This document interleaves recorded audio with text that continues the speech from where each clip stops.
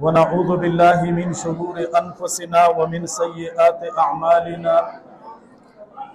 من يهده الله فلا مضل له ومن يضلله فلا هادي له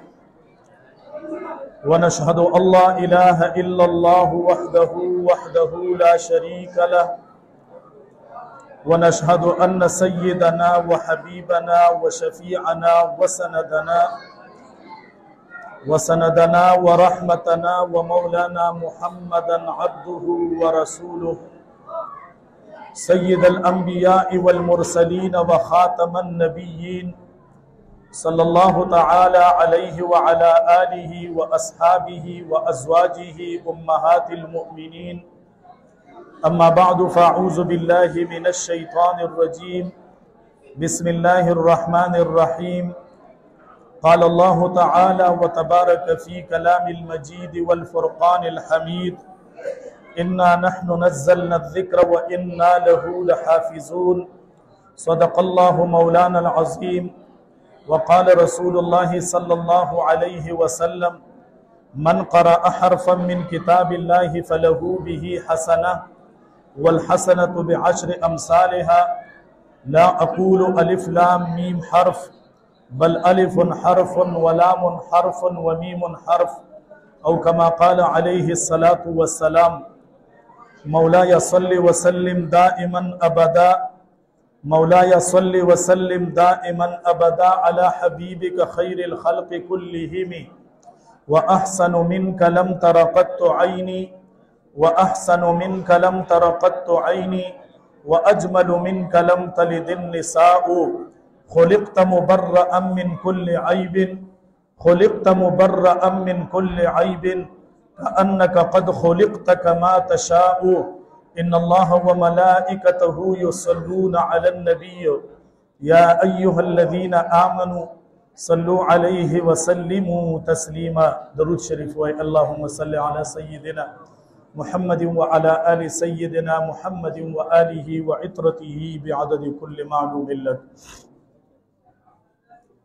عزتمندو مسلمانانو ورونو نن د خوشحالی یو لوی مقام دی چې الله جل جلاله په موږ او تاسو باندې یو ډیر لوی فضل و کرم او احسان وکړو چې موږ او تاسو د الف نه تر والناس پورې د الله جل جلاله دا کلام دا په تراو کې ختم کو او موږ او تاسو د دې حافظانو صاحبانو نه د الله جل جلاله دا کتاب وورید او یقینا ز په دې باندې ډیر خوشاله چې دا زمونږ د حافظ نوید اختر صاحب د اغوی دا مهنت ته چې تاسو دا وینئ چې اغوی یو رنگ راړو چې نن د اغوی شاګردان او د ماشومان دی تاسو تراو دا ختم وکړو او د الف نه تر والناس د الله جل جلاله دا کتاب تاسو ته په تراو کې ختم کو د الله جل جلاله کتاب دا یو عظیم کتاب دی دا میاش چې د کما دا یو عظیم میاشتا ذکر رسول الله مبارک صلی الله علیه وسلم د رمضان المبارک نا یو رزمخ کې صحابه ته یو وعظ کو یو نصیحت کو صحابه کرامو ته رسول الله مبارک او فرمایل چې پتا سو باندې یو میاش را روانه ده چې دا ډیر لوی میاشتا د رسول الله مبارک صلی الله علیه وسلم د اغي مقصد او مطلب دا نه دی چې دا میاش د نورونه په ورځو کې لوی ده یا د شپې په اعتبار سره دا لوی ده چې په دې کې شپې ډېرې دي نا آقا مدني صلی الله علیه وسلم چې او فرمایل چې دا یو لوی شپه ده او دا یو لوی میاشته دا رسول الله مبارک د دې وجه نه وی چې دا د عمل په اعتبار سره چې تاسو په دې کې اعمال کوي نو دا د اعمال په اعتبار سره یو لوی میاشته او بیا آقا مدنی صلی الله علیه وسلم او فرمایل چې په دې میاش کې نفل عبادت یو بنده کوي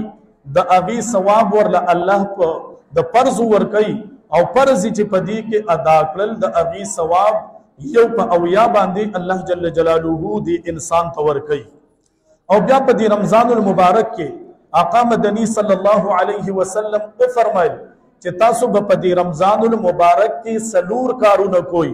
یو نبی کریم صلی الله علیه وسلم او فرمایل چې پدې کې بتاسو کلمه طیبه چې اغه لا اله الا الله محمد رسول الله دې پیغمبر علیه السلام او فرمایل چې پدې کې تاسو لا اله الا الله دا پکې ډیر وایي د دې ذکر پکې ډیر کوئی رسول الله مبارک په حدیث کې او یو خپل امت آقا مدنی صلی الله علیه وسلم خبر کو چې تاسو پکې سوای لا اله الا الله اوس یو سړی وای مال اس ناراضي لا اله الا الله دا سه کلمه ده چې دا هر چا د ورزي د دې لا اله الا الله د کلمې وزن د دې څومره وزن دی ابن عمر رضی الله تعالی عنه د آقا مدنی صلی الله علیه وسلم دا ارشاد نقل کړي چې ما د رسول الله صلی الله علیه وسلم نو اوریدل چې د قیامت په ورځ باندې با الله یو انسان را وګواړي چې د هغه یو کم سل عمل نامي هغه ټول عمل نامي د دې انسان هغه د بدون ډکی څومره چې د دې انسان نظر لګي یو عمل نامه به د دې انسان دومره وي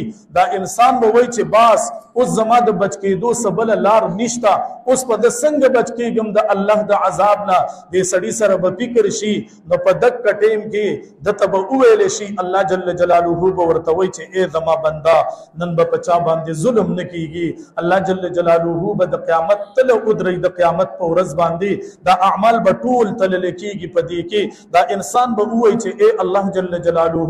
د دې انسان زما خو یو کم سل عمل نامې دي هغه ټول د ګناهونو نه ډکې دي او څومره چې زما نظر لګي نو دومره زما یو عمل نامه ده الله جل جلاله به ورته وایي چې پچا باندې به ظلم نن نه کوم الله به ورته وایي چې ستا یو پرچه د عمل صرف مونږ سره پرته ده هغه به یو طرف ته کېښودلی شي او بیا به دا یو کم سل عمل نامې د ګناهونو دا به بل طرف ته کېښودی شي دی به وایي چې اے الله زما دا یو وړه غوندې پرچه به څه وکړي الله جل جلاله به ورته وایي چې په دې باندې په دې ورځ کې به په تا باندې ظلم نه کېږي یو طرف ته به یو کم سل عمل نامې کېښودلی شي بل طرف ته به یو پرچی کېښودلی شي د هغه یو پرچی وزن به ته سیوا شي دا انسان به وایي چې اے الله دا څه دي الله جل جلاله به ورته وفرمایي چې دا ستا ویلې کلمه چې اشهد الله اله الا الله واشهد ان محمدا عبده ورسوله دا ستا یو کلمه وا چې هغه لا اله الا الله محمد رسول الله دا ټول دا یو کلمه ویلې وا نو د دې یو کلمې وزن بعد یو کم سلو عمل نامونه دا سیوا شي او رسول الله مبارک او فرمایل چې د الله جل جلاله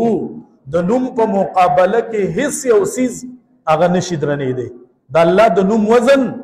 دا ډیر زیات دی یو طرف ته الله جل جلاله د الله د نوم دومره برکات ته رسول الله مبارک فرمایي چې کله په مخ د ځمکه باندې د الله جل جلاله نوم اغستی شي نو تر هغه پورې به قیامت ناراضي لکه یو حدیث کې راځي رسول الله مبارک فرمایي لا تقوم الساعه حتى لا يقال في الارض الله الله نبی علیہ الصلوۃ والسلام فرمایي چې په مخ د ځمکه باندې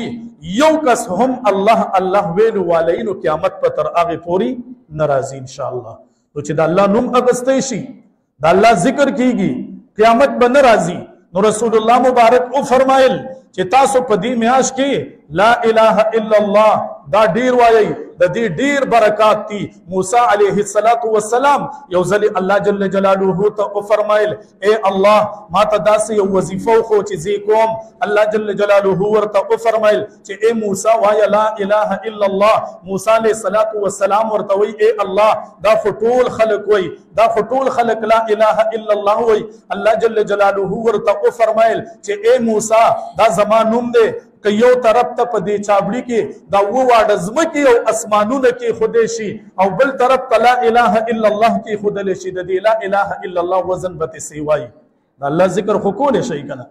لا اله الا الله ټول ویلی شي که نه لا اله الا الله به وایي دویم رسول الله مبارک څه وفرمایل استغفار به وایي استغفر الله الذي لا اله الا هو الحي القيوم واتوب الیه دا به وایي نو چې استغفار وایي کدا چاله نو وردی صرف دا خویل شي کنه استغفر الله استغفر الله استغفر الله دا وایي صرف دا هم وایي دا هم کافی ده په استغفار کې دومره فائدې دي حسن بصری رحمت الله علیه دا یو لوی بزرگ دی دله یو ځنی یو کس راغی ورته وی حسن بصری رحمت الله علیه و ما ته داسې یو وظیفه خو چې ګناهونه مې ډیر دي چې الله مې ګناهونه معاف کړي حسن بصری رحمت الله علیه ورته وی استغفار وایا. بل کس ور لرازی ورته وی چې زما مال نشتا د مال را سره کمې دی هغه ورته وی استغفار وایا. بل یو کس ور لرازی وی چې زما فصل نکیږي وی استغفار وایا. بل کس ور لرازی وی باران نشته وی استغفار وایا. بل کس حسن بصری رحمت الله علیه لرازی وی زما نارینه اولاد نشتا هغه ورته وی استغفار وایا. بل کس ور لرازی وی زما عزت نشته په خلکو کې هغه ورته وی استغفار وایا. شاګردان ورته رانږدې شو ورته وی حضرت صاحب خو چې څوک راځي نو ته ورته وای چې استغفار وایا. لکه ډاکټر له یو مریض ځي نو هغه یو ته جدا جدا دوايي لیکي خو چې تا له څوک راځي ته ورته هغه یو د هر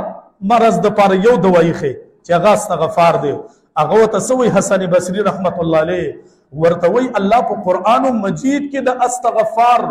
و فائدې خولی دي چې الله و فائدې خولی دي د خلکو ته ولې بیان نکم. الله جل جلاله قرآن مجید کې فرمای استغفروا ربکم انه کان غفارا یرسل السماء علیکم مدرارا ويمددکم باموال وبنین ويجعل لكم جنات ويجعل لكم انهارا ما لكم لا ترجون لله وقارا. الله وی قرآن مجید کې د استغفار و فائدې خولی دي چې زه هم خلکو ته بیان کوم. دا خو د رمضان المبارک په دې کې بس وو کلمه طیبه لا اله الا الله او ورسره استغفار. بل سوره اخلاص بو قل هو الله احد سورت دا چې چا لزل اوې کنا الله ول په جنت کې یو بنگله جوړي. رسول الله مبارک فرمایي عمر فاروق رضی الله تعالی عنه اگر رسول الله مبارک ته فرمایي وای اے د الله پیغمبره اے د الله رسوله مونږ خو به دا سورت ډیر زلو ډیر پیری به وو نو اته الله پیغمبر زمونږ په جنت کې ډېرې بنگلي ورته وی آو جنت دا نه دی چې دا پاکستان دی چې تنګیږي. جنت یو پراخ میدان دی چې څومره ډېر وای دومره ډېرې بنگلي به الله ستا په جنت کې تاله جوړی. نو دا وایي قل هو الله احد سورت دا خو هر چاله وردي دا وایي. بل په دې کې داسې کوئی چې لکه عمر فاروق رضی الله تعالی عنه صحابه دا هم فرمایلو د آقا مدنی صلی الله علیه وسلم یو بل حدیث ته. آقا مدنی صلی الله علیه وسلم مشهور حدیث ته هر چا ته یاد دی. آقا مدنی صلی الله علیه وسلم یو ځل د منبر په لومبنۍ پوړی باندې قدم کیښود. رسول الله مبارک او فرمایل آمین. بیا په دویمه پوړی باندې قدم کیښود بیا یې وی آمین. بیا په دریمه پوړی باندې قدم کیښود بیا یې وی آمین. صحابه ته نه تپوس کوي چې اے د الله پیغمبره تاسو خو نور کله داسې کار نه کړی نن هم چې کوم کار وکړو. نبی علیہ السلام ورته او فرمایل چې نن اوس ماته جبريل علیہ السلام راغې ما چې کله په لومبۍ پوړی باندې قدم کیښود ما ته وی چې هغه سړی د هلاک شي چې په کوم یو کس باندې رمضان المبارک راغې او د پکې د الله دومره عبادت اونکه چې په الله باندې ځان اون بخوي دغه سړی د هلاک شي. جبريل علیہ السلام خیره وکړه ما په آمین وی. اوس زه خو حیران په بل سي دا څه کال کوم حال شروع دی. الله دې زمونږ په حال باندې رحم وکړي. تاسو ټول د میډیا نه واقف یې او ټول ګورئ. ما سره خدا غم دی چې تاسو وګورئ په دې جماعتونو کې کم کار دی نوجوانانو شروع کړی دی. تاسو به ګورئ ګوره په جماعتونو کې خلکو جنگونه وکړل په تراو کې الکانو یو بل لسرونه مات کړل یو بل سترګې وپړسولې.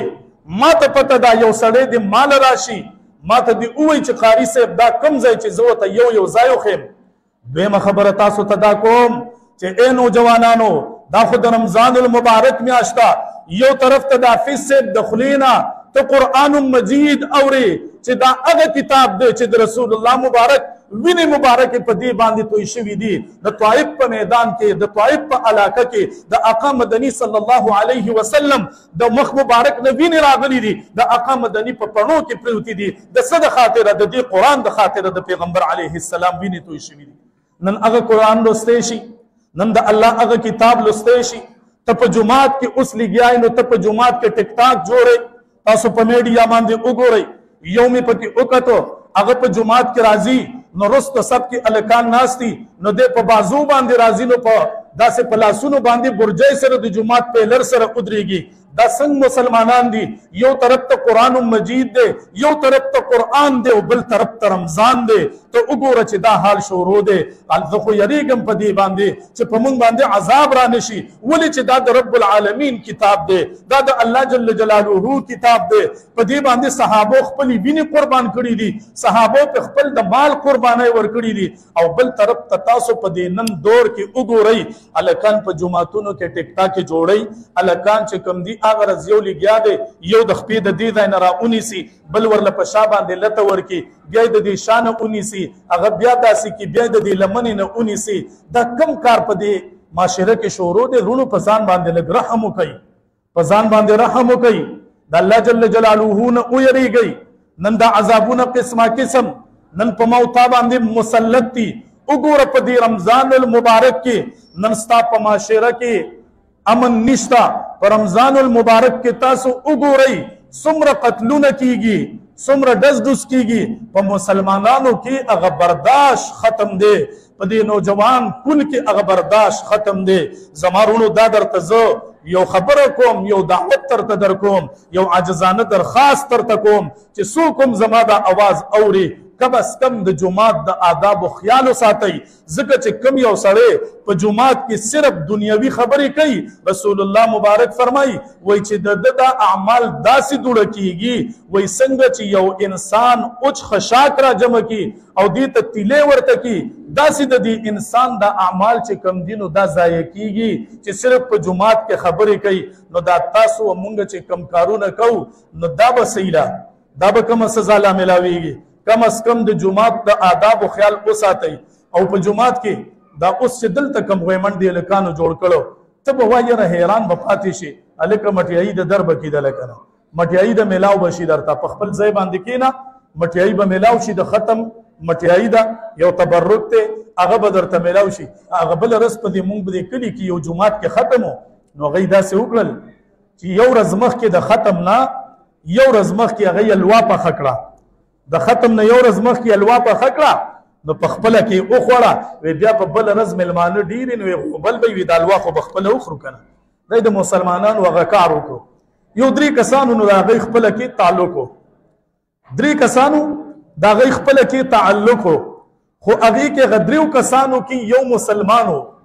دویم کس چې کوم و هغه یهودي و او دریم کس چې کوم و هغه عیسایي و د دې دریو واړو په خپله کې تعلق و او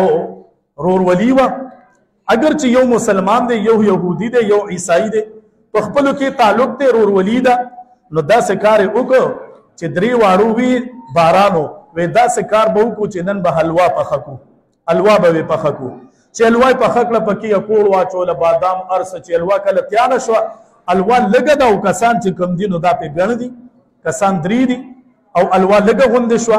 نو درې واړو په خپلو کې یو مشوره وکړه وی داسې کار به وکړو چې درې واړه به اوده شو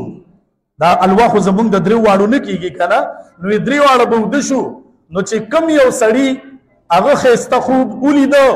نو دا الوا به هغه وخوري وي درې واړه به یې راځئ اوده شو او داسې کار به وکړو چې چا ښایسته خوب ولیده الوا به هغه وخوري درې واړه اوده شو یو خپل کټ کې پرېوته بل په خپل کټ کې پرېوته درېم په خپل کټ کې او باران ورېده مسلمان وی که ما مړ کې خوب نه راځي چې څو د الوا پرته ده چې مړ مې کې که نه اوده کېږم نه مسلمان وای بس ټول خو ښه بړستنې واغوښتې او مسلمان داسې کار وکړ خو چې دی درې واړه ښه مدیدار غلي شو مسلمان داسې کار وکړ چې د کټ نه لکه د پیشو راکوز شو الوا یې وخوړه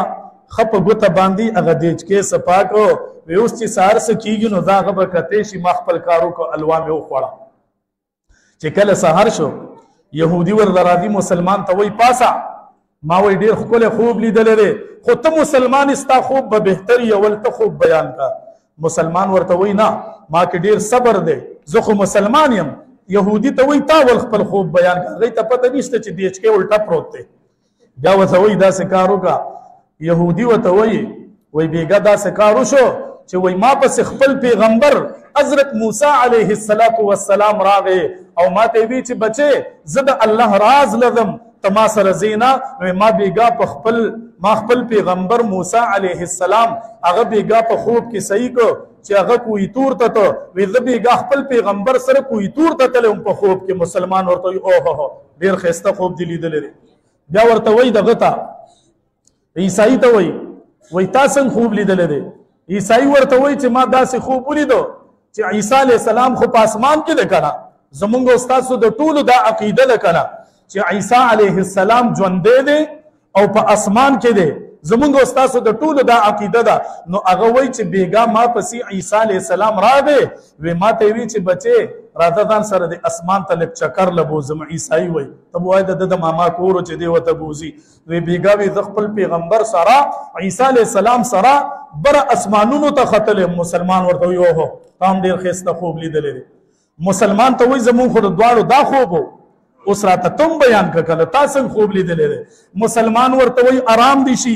که تر نیمې شپې مې سترګه هم پټه کړي خو بیا مې چې د یو نه بړستل لرې کړه وی هغه کوی تور ته تلی و. د بل نه مې وی چې بړستل لرې کړه وی هغه اسمان ته ختلی و. وی ما وی چې یو د کوی تور نه سوره راځي او بل د لومبي اسمان نه راځي. دا لوا به خرابه شوي دی به خوند دړولی راشه شیطان پې موړ کا. نو ما بیګا هر څه چپه کړي دي. وی ښه نو زه وایم چې د یم هغه کار وکړه. مسلمان له چې کم چل ورځي که نه توبه خدایه د مسلمان په حال باندې دی الله رحم وکړي. نن موږ او تاسو ټول وو که نه رمضان المبارک د لوټ میاشت ده د لوټ میاشت ده که نه. خو څنګه نفل پکې په فرض بدلیږي او د فرض ثواب یو په اویا باندې ملاویږي چې تا 2 رکعته نفل وکړل د 20 رکعاتو نفل ثواب به الله جل جلاله ستا په عملنامه کې لیکي. او اوس مونږ څه وو دکانداران وایي چې مونږ د پاره لوټ دی، کسابان وایي مونږ له لوټ دی، پی والا وایي مونږ له لوټ دی، مثالو والا وایي مونږ له لوټ دی، فروټ والا وایي زمونږ د پاره لوټ دی. تاسو وګورئ د مسلمانان په دې ملک کې وګورئ. ما اول ورځ په جمعه کې هم دا خبره کړې وه، بیا هم تاسو ته کوم چې په بازار کې یو کس راغی هغه وردي اچولې وه، هره محکمه کې چې و هغه سره ټوپک و، بل طرف ته زه ولاړم موږ نه چې غوښه راکړه نو مال په 900 کیلو راکړو، او چې څنګه هغه وردی والا راغی نو ورته وایي په 100 باندې کیلو د دې ورته زر وایي جي په 900. ما ولې وی ظالمه اوس چې موږ له په 900 باندې راکړه خو د ډب مسلمانان یې کنه د الله نه نه یریږئ چې داسې یو ورځ ده چې په دې غداس کې به بادشاهي نه چایي. الله قرآن مجید کې فرمایي لمن الملک اليوم لله الواحد القهار. الله به فرمایي چې نن ورځ بادشاهي د چا ده؟ الله به په خپله وایي لله الواحد القهار. نن د هغه رب بادشاهي ده چې هغه ډېر زورور دی، نن د هغه بادشاهي د قهار او جبار د هغه رب د هغه بادشاهي ده. تاسو وګورئ د مسلمانانو په دې ملک کې غوښه کوم ځای ته بوتله، نور تاسو وګورئ سبزي او فروټ هغې کوم ځای ته بوتلل. دا څومره ظلم په دې ملک کې شروع دی، تپوس کولو والا څوک نشته. امیر المؤمنین عمر فاروق رضی الله تعالی عنه هغه به د شپې ګرځېده، حکمران زمونږ چې دی د له پکار دی چې دی راشي په بازار کې دی وګرځي، دی د یو څیز ریټ معلوم کی او بیا تپوس وکړي چې دا په څو باندې دی، دا په څو باندې دی، او چې کوم یو سړی زیاتې کوي د هغه نه دا تپوس کېږي. بیا تاسو مسلمانانو وګورئ په هر یو څیز کې ملاوټ دی. ملاوټ ته زمونږ شیخ الحدیث سے په خپله خبره کوله، وی ما یو ځلې مثاله جوړوله، مثاله مې اغسته، وی ما ورته وویل چې لکه ماله پکې دا دغه لږه چې کوم دی زیره دا پکې واچو، وی چې کله زیره پکې واچوله وی ما ورته وی چې د دې خو بوی نشته، وی ما ته وی چې نور زیره درله را اخلم، وی چې هغه مې داسې بوی کړه، وی د هغې بوی هم ډېر زیات و، وی ما ته وی چې شیخ صاحب دا درله اچوم نه پکې، دا مثاله چې کومه ده دا څه د زیره دا پکې اچوم نه. وی ما ورته وی چې داسې دي، وی هغه وخندل، وی چې دا خشنه دي، دا خشنه دي دا د اسپو د خرو ده، او په دې کې دا ذایقه د زیرې اچولې ده، بوی دومره سیوا ده، خو دا دي خشنه نو دی څه په مونږ باندې ونه خورل، مردارې په مونږ باندې وخورلې دې ظالمانو، مردارې خورئ ریټونه سیوا کی، ته به خپل رب له نه ورځي. نو دا د اعمالو په اعتبار سره لویه میاشت ده. الله به په دې کې تعالی که په دې میاشت کې ستا بخنه ونه شوه، رسول الله مبارک جبریل علیه السلام خیره کړې ده او پیغمبر علیه السلام په آمین ویلی دي، دغه خیرې ته ځان تیار کا. نو په دې رمضان المبارک کې په خپل رب باندې په الله جل جلاله باندې ځان وبخئ، ځان په الله جل جلاله باندې وبخئ. دویم نمبر وی هغه سړی د هلاک شي، جبریل علیه السلام ورته وایي چې په کم باندې داسې وشو چې د هغه مور او پلار یو د هغې نه ژوندي وو او د هغې د خدمت په وجه باندې د مور او پلار خدمت یې ونه کړ او د هغې د خدمت په وجه باندې ځان ونه بخو وی دغه سړی د هلاک شي وی ما ووی چې آمین. نن تاسو وګورئ په معاشره کې مور ته په کوم نظر باندې کتی شي مور ته په کوم نظر باندې کتی شي. یره داسې خلک هم مال راغلي دي چې میندې وهلي دي ټکولي دي ما په خپله لیدلي دي داسې خلک هم راغلي دي. او یو خبره تاسو ته کوم بس مختصر یو خبره تاسو ته کوم د مور او پلار دعا چې چاته شوې ده هغې دعا رنګ کړي دي او چې چاته خیره کړې ده نو هغه خیرې وهلي هم دي. بیا ګورئ د نبي علیه الصلاة والسلام صحابي دی د دغه صحابي نوم دی القمه رضی الله تعالی عنه. دغه القمه رضی الله تعالی عنه د بیمار دی او د قریب الموت ته ځنکدنې شروع کیږي. نبی علیہ السلام صحابه لیږل ورته وی صحابه لاړ شئ د صحابي ته د کلمې تلقین ورته وکئ کلمه ورته ووایئ ځکه نبی علیہ الصلاة والسلام فرمایي چې کله څوک ستاسو مخکې وفات کیږي نو پیغمبر علیہ السلام فرمایي لقنوا موتاکم لا اله الا الله. رسول الله مبارک فرمایي چې تاسو دغه کس ته د کلمې تلقین وکئ خو داسې به ورته نه وایي هغه مړي ته چې د هغه ځنکدن شروع ته ورته وایي کلمه ووایه نه هغه ته انکار ونه کړي نقصان به وشي چې هغه صرف څه وختي کلمه هغه ځنکدن حالت کی نو ته به د هغه په مخ کې وایي لا اله الا الله لا اله الا الله نو هغه به واوري نو هغه به هم دغه کلمه ووایي. هسې نه چې ته ورته وایي کلمه ووایه هغه ته انکار وکړي داسې به نه کوي. نو د هر سړي چې کوم وفات کېږي د هغه مخکې چې کلمه وویلی شي نو نبی علیہ السلام هم صحابه ولیږل ورته یې ووایي چې دې سړي ته کلمه ووایي دې صحابي ته د دغه صحابي نوم د القمه رضی الله تعالی عنه چې پیغمبر علیہ السلام صحابه ولیږل دغه صحابي په ژبه باندې کلمه نه راځي هغې پیغمبر علیہ السلام لرالل ورته وی د الله پیغمبره القمه چې دی هغه ته مونږ کلمه وو په ژبه باندې کلمه نه راځي. آقا مدني صلی الله علیه وسلم هغه له خو الله لوی شان ورکړو دا اوس د پیغمبر علیه السلام د هغې معجزه ده. آقا مدني صلی الله علیه وسلم هغې ورته وفرمایل چې ورشئ د دې القمه په کور کې چې څوکي هغه نه تپوس وکئ ورته وایي چې ستا دا بچی القمه څنګه دی په کور کې مور وه هغې نه یې تپوس وکړه وی دی ډېر نیک سړی و د به منځونه هم ډېر کول تلاوتونه هم ډېر کول ذکرونه هم ډېر کول خو یې په ده کې یو کار و وی ده داسې کار کړی دی چې ده د خپلې ښځې خدمت هم په ما باندې کو او زما زړه زه ورته بخښنه نه کوم نبي علیه السلام ته وایي او صحابو ته وایي. پیغمبر علیه الصلاة والسلام وایي صحابو ته ورشئ صحابو لرګي را جمع کوي چې القمه پې اوسېږم اوس صحابي دی څومره لوی مقام دی د صحابي نو نبی علیہ السلام وایي لرګي را جمع کوي چې القمه پې اوسېږم نو مور یې ورته وایي د الله پیغمبره زما د بچې القمه سېزي وي او وی ولې وی ستا خدمت یې نه دی کړی ورته یې وی دلته یې زه سېزم هلته به الله سېزي نو مور خو بیا هم موري مور یې ورته وایي د الله پیغمبره چې تی سودی او الله یم سودی نو زما ورته بخښنه کړې ده. رسول الله مبارک صحابو ته وایي چې ورشئ وګورئ چې وی کتل د القمه په ژبه باندې لا اله الا الله محمد رسول الله راغی. دا د مور د ازار د وجې نه. دا علامه زمخشري دا یو ډېر لوی عالم دی د یو تفسیر لیکلی دی د هغې تفسیر نوم دی تفسیر کشاف تفسیر کشاف ډېر لوی تفسیر دی. دغه ته علامه زمخشري چې کومو دی په دې یو خپه باندې ګوډو په یو خپه باندې دی ګوډو چاته تپوس کوي ته په دې یو خپه باندې ولې ګوډې دی ورته وایي داسې کار و چې زه لا ماشوم وم زه لا ماشوم وم ما یو مرغۍ راټینګه کړه چې ما وی یو مرغۍ راټینګه کړه نو هغه د یو خپې نه ما وتړله وی د خپې نه مې په تار باندې وتړله نو دا مرغۍ چې کومه وه دا به په بره الوته او ما به دا تار په کته باندې راښکه. علامه زمخشري وایي تفسیر کشاف مصنف وایي ما به داسې چل کو وی داسې کار وشو چې مور راته غوسه شوه چې پرېږده دا مرغۍ وی هغه مرغۍ والوته هغه تار ما نیولی دی هغه یو سوړې ته وننوته هغه مرغۍ وی زه ماشوم وم هغه مرغۍ وی ما د خپې نه داسې تار نیولی و هغه تار خو د دې خپې سره وی چې ما راکاږه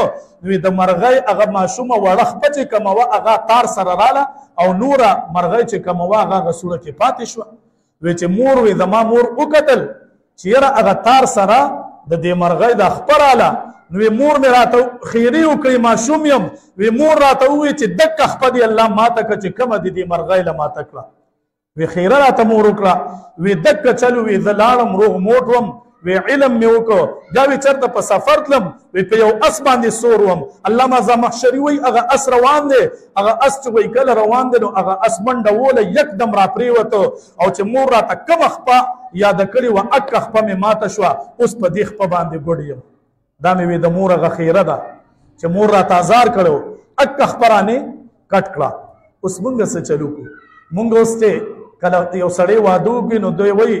مور الله خور بلا او ښځه نعمت د خدای تعالی مونږ درته ووایو چې او د ښځې خپل مقام دی او د مور او پلار د هغوی خپل مقام دی لکه شیخ صاحب مبارک هغه فرمایي هغوی څه وایي وایي زمونږ استاذ به وي چې د ښځې نه بغیر گزاره دا ګرانه ده دا ګرانه ده او بیا به وي چې د ښځې نه بغیر گزاره چې کومه ده که نه ښځې سره وي گزاره دا ګرانه ده څه به وي وی ښځې سره ګزاره چې کومه ده دا ګرانه ده نو وی داسې به کړل وی بیا به دې خبرې له ډېر زور ورکړو چې بغیر د ښځې نه ګزاره ډېره ګرانه ده ښځې سره ګزاره خو ګرانه ده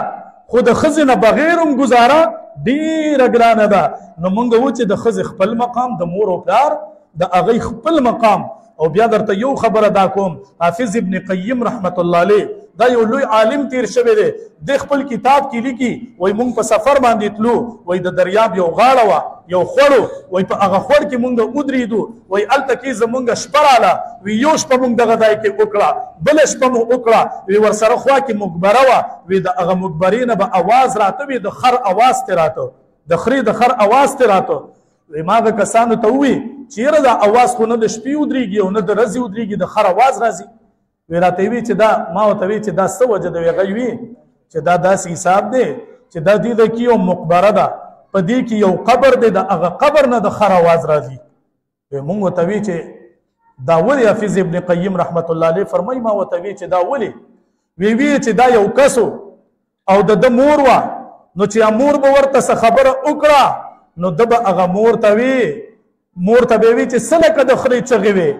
څه لکه د خرې برړېږي وی چې کله نه دا سړی وفات شوی دی او په دې قبر کې ایښی دی د ده د دې قبر نه د خرې اواز دکه سي جاري دی دا اواز ترې نه راځي دکه شانتې دا ترې نه الله دا شی به په قبر کې جوړوي د مور او پلار د هغوی قدر وکوي رسول الله مبارک فرمایي چې هغه سړی د هلاک شي چې په هغه باندې رمضان المبارک راغی د پکې دومره عبادت ونه کړ چې د بخنه ونه شوه دغه سړی د هلاک شوی ما وی چې آمین دویم نمبر هغه انسان چې په کوم رمضان المبارک راشي او د دې په رمضان المبارک کې اونه بخلی شي د مور او پلار خدمت یې ونه کړ دغه سړی د هلاک شي او دریم کم نمبر کس یادوي وی چې د کم کس په مخ کې ستا نوم واغستی شي او دې په ستا باندې درود اونه وی لکه اوس په دې مجلس کې وویل شو محمد ټول وای صلی الله علیه و آله وسلم چې یو سړی د نبی علیہ السلام نوم واورید او درود په اونه وی دغه سړی دی هلاک شوی ما وی چې آمین نو دا وګورئ د مور او پلار خدمت دا یو لوی عبادت په رمضان المبارک کې په خپل رب په الله جل جلاله باندې ځان وبخئ د مور او پلار خدمت وکئ دا یو موقع ده او د جماعتونو د بې حرمتۍ نه دا واړه چې کوم دي دا نوجوانان چې کوم دي دا په مونږ ورته ترغیب ورکو دی الله په امن کې وساتي بل حافظ صاحب دین تاسو قرآن مجید واورید په تراو کې نبی علیہ السلام فرمای من قرأ حرفا من کتاب الله فله به حسنه رسول الله مبارک فرمای چا چې یو حرف د قرآن مجید وي نو د یو حرف په بدله کې یو نیکی ده او بیا نبی علیہ السلام فرمای الحسنه بعشر امثالها د یو نیکی ثواب به انسان ته یو په لس باندې ملاویږي او نبی علیہ السلام فرمای لا اقول الف لام میم حرف نبی علیہ السلام فرمای زدا نه وایم چې الف لام میم یو حرف ته بلکې الف ځان له حرف لام ځان له حرف میم ځان له حرف چې کله یو انسان یو الف لام میم وای نو په دې باندې د انسان ته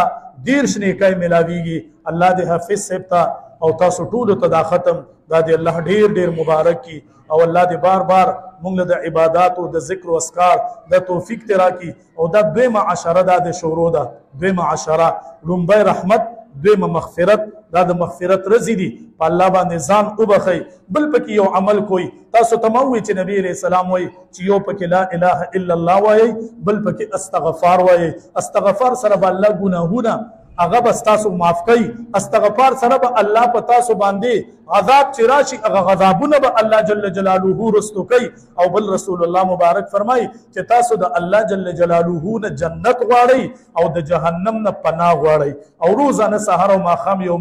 وزره وایي اللهم اجرني من النار اللهم اجرني من النار الله ما اور د جهنم نه وساتي او دا کار کوئی چې سو وختي پېشمنی له زنانه پاسي نو تاسو هم وختي پاسئ داسې مه کوئ چې تاسو هم داسې پاسئ چې په کټ کې داسې وکړئ چې بس پېشمنې راړه چې وخورم سترګې دې پټې کړي راړه وې هغه اوبه کم ځای دي سترګې دې پټي په ځان باندې پوهېږي نه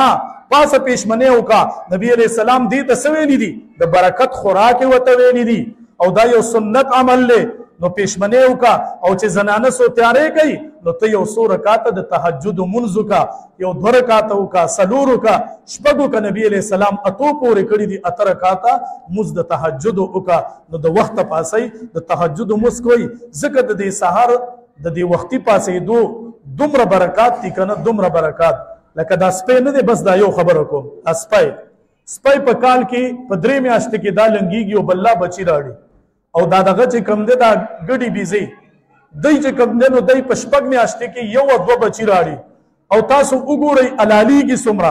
بیا تاسو وګورئ د ګډو بیزو د هغې څومره کنډکې دي تاسو به وینئ چې څومره نظر هم لګي داسې کنډکې هم شته او د سپو کنډکې به تاسو نه صحیح کړي د سپو کنډکې دا نشته او په چیلو کې په دې کې الله برکت اچولی دی د دې څه وجه ده وجه دا د علما فرمایي وایي چې دا برکت د دې دی چې دا چیلی چې کموي نو دا د ماسخوتن ټیم نه واخلي د ماسخوتن نه دا چیلی اوده شي او چې کله د سحر د تهجدو دا ټیم شي نو دا چیلی به پاسي دا به بیداره شي دا به په دغه ټیم کې پاسي او دا سپی به ټوله شپه وغاپي او چې کله د سحر ټیم شي نو بس چرته به غلی شي او ګوټ کې به چرته پریوځي نو د هغه په بچو کې برکت نشته او نه په سپو کې برکت شته هغه وایي دا برکات د څه دي وایي دا برکات په دې چیلو کې د دې وجې نه دي چې دی د پېشمني ټیم له پاسي نو تاسو هم دقسې کوئ چې ماسخوتن د مخې بنده لږ ارام وکړي او بیا پاسي او موږ د تهجد وکړي موږ د ماسخوتن د مخې نه فیسبوک وګورو او چې د سحر ټیم شي نو بیا به اوده شو الله دې زمونږ په حال رحم وکړي الله دې د ذکر او اذکار د عبادت توفیق راکړي الله دې دا ختم ډیر ډیر مبارک کړي دعا وکړئ الحمدلله رب العالمین والعاقبة للمتقین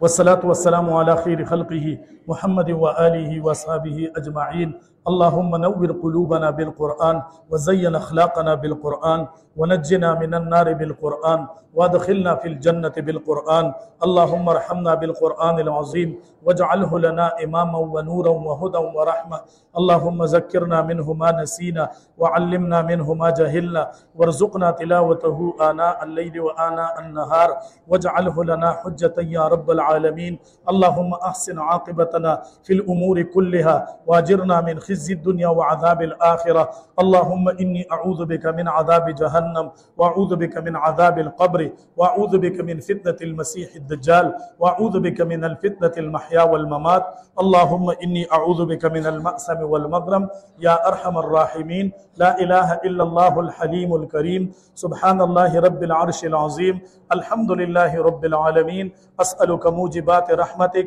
وعزائم مغفرتك والغنيمة من كل بر والسلامة من كل اسم لا تدع لنا ذنبا إلا غفرته ولا هما إلا فرجته ولا حاجة هي لك رضا إلا قضيتها يا أرحم الراحمين اللهم اغفر لنا وللمؤمنين والمؤمنات والمسلمين والمسلمات اللهم لا تسلط علينا بذنوبنا من لا يرحمنا اللهم إنا نسألك الهدى والتقى والعفاف والعنا اللهم اغفر لي ذنبي ووسع لي في داري وبارك لي في رزقي اللهم اجعلني من التوابين واجعلني من المتطهرين يا ذا الجلال والإكرام وإلهكم إله واحد لا إله إلا هو الرحمن الرحيم الہ العالمین د قرآن مجید دا ختم خپل دربار کې قبول او منظور کې الله دې کې زمونږ نه څه کمې کوتاهی شوي الله دې مونږ ته بخښنه نصیب کې یا الله د دې هغه ثواب مونږ ټولو ته نصیب کې کمې نیکۍ چې رسول الله مبارک ویلي دي هغه اجر مونږ ټولو ته یا الله نصیب کې الہ العالمین دا پیسې او دا ملګری چې کوم دي د دوی په عمر کې ډیر برکات واچولې کې د نوی د پیسې او حاشر پیسې د دې بل پیسې د دوی سره اسنین حفیظ صاحب د دوی ټولو په عمرونو کې الله برکات کې خودلې کې الله مور او پلار په ډېر خوشاله کې یا الله د نوید حفیظ صاحب زمونږ د ټولو والدین مشران کشران چې څوک وفات شوي دي الله ټولو ته بخښنه نصیب کې اے الله دا خو تا ویلي دي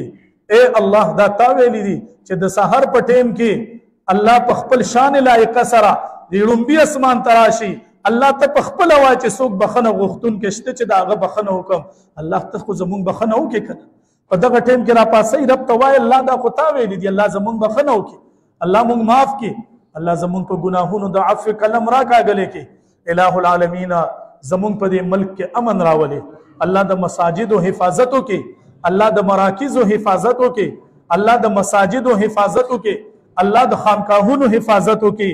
الہ العالمین د مسلمانانو حفاظت وکړي یا الله دا مدارس چې څومره دي یا الله د دې ټولو یا الله حفاظت کو فرمایي